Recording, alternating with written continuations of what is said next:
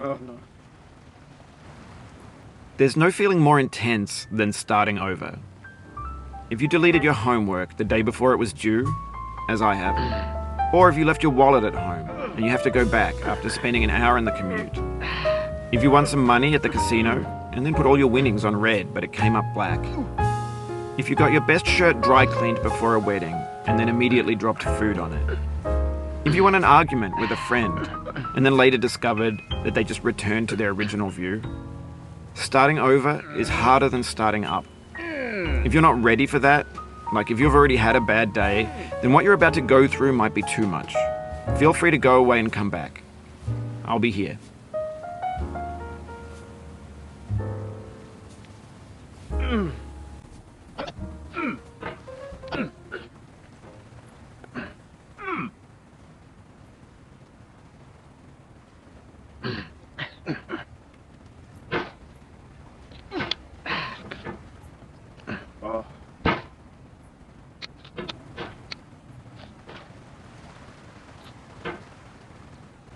Alright, thanks for coming with me on this trip. I'll understand if you have to take a break at any point. Just find a safe place to stop and quit the game. Don't worry, I'll save your progress, always, even your mistakes.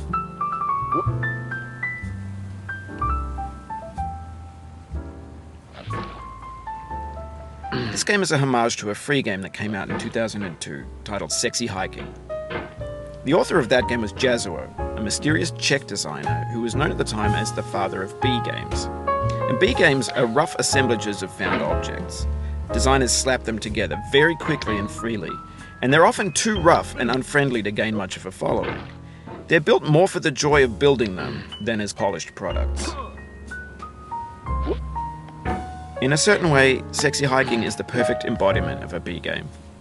It's built almost entirely out of found and recycled parts, and it's one of the most unusual and unfriendly games of its time. In it, your task is simply to drag yourself up a mountain with a hammer. And that act of climbing, in the digital world or in real life, has certain essential properties that give the game its flavor. No amount of forward progress is guaranteed. Some cliffs are too sheer or too slippery, and the player is constantly, unremittingly in danger of falling and losing everything.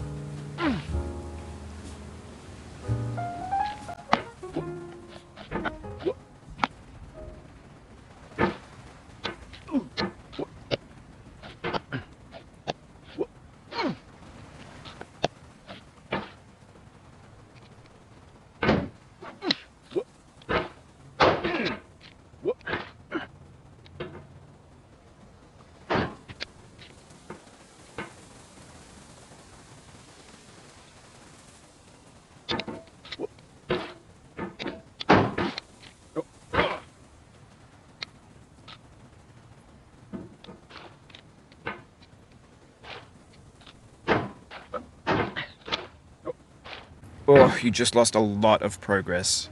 That's a deep frustration, a real punch in the gut.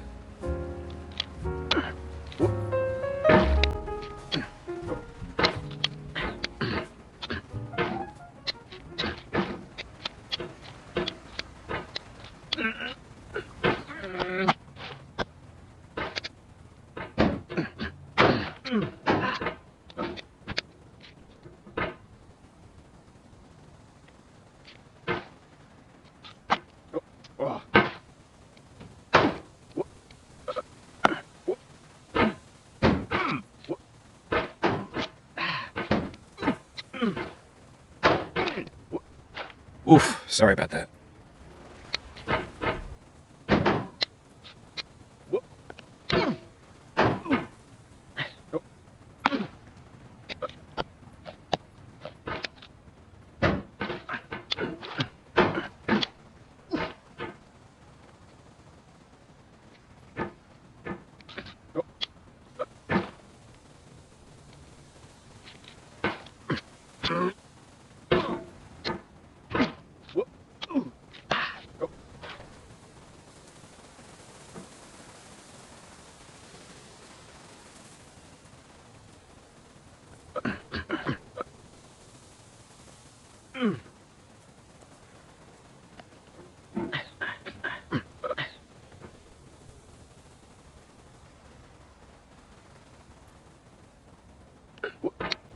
Anyway, when you start sexy hiking, you're standing next to this dead tree that blocks the way to the entire rest of the game.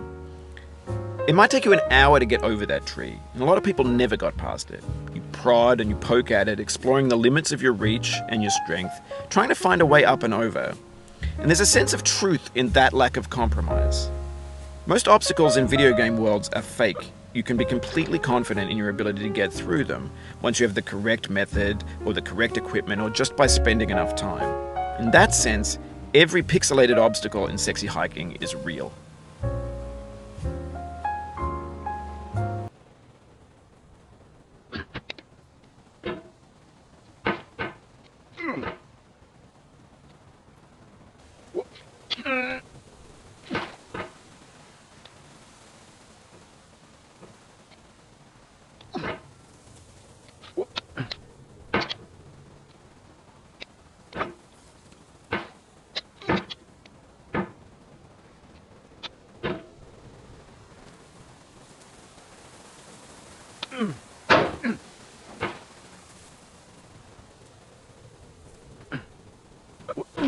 The obstacles in sexy hiking are unyielding, and that makes the game uniquely frustrating.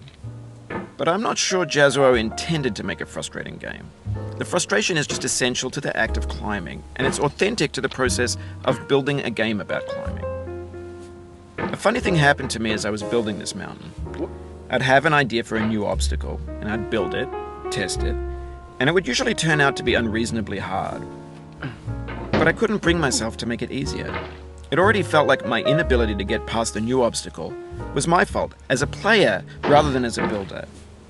Imaginary mountains build themselves from our efforts to climb them, and it's our repeated attempts to reach the summit that turns those mountains into something real.